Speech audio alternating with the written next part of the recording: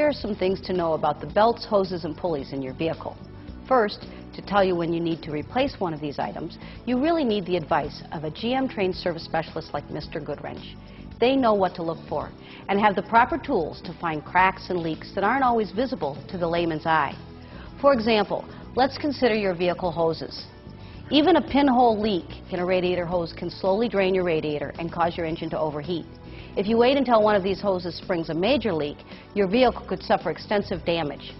Your owner's manual recommends that you check hoses periodically, at least twice a year. Because of all the different ways people use their vehicles, maintenance needs vary. You may need more frequent checks and replacements. Sometimes you can tell hoses are wearing out by looking at them.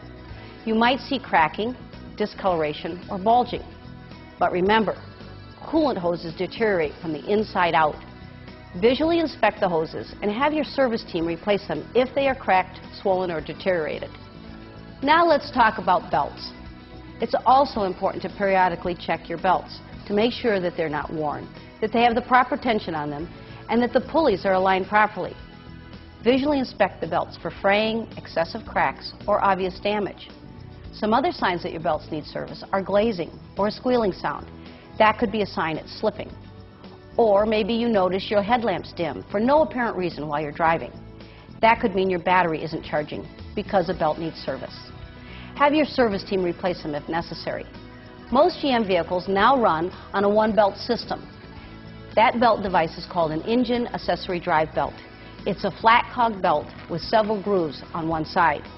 This belt eliminates the need for several separate belts to operate the various systems in your vehicle.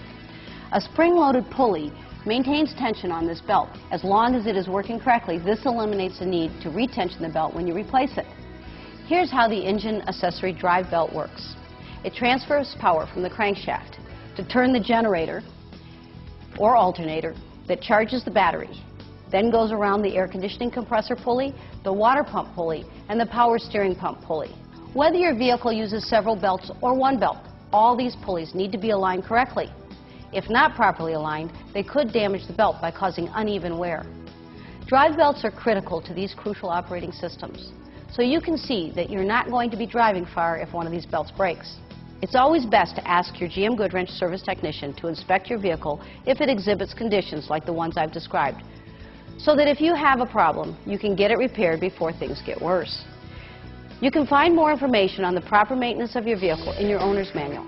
And remember, for proper service or maintenance from a GM-trained technician, take your vehicle to one of the nearly 7,000 GM dealers nationwide.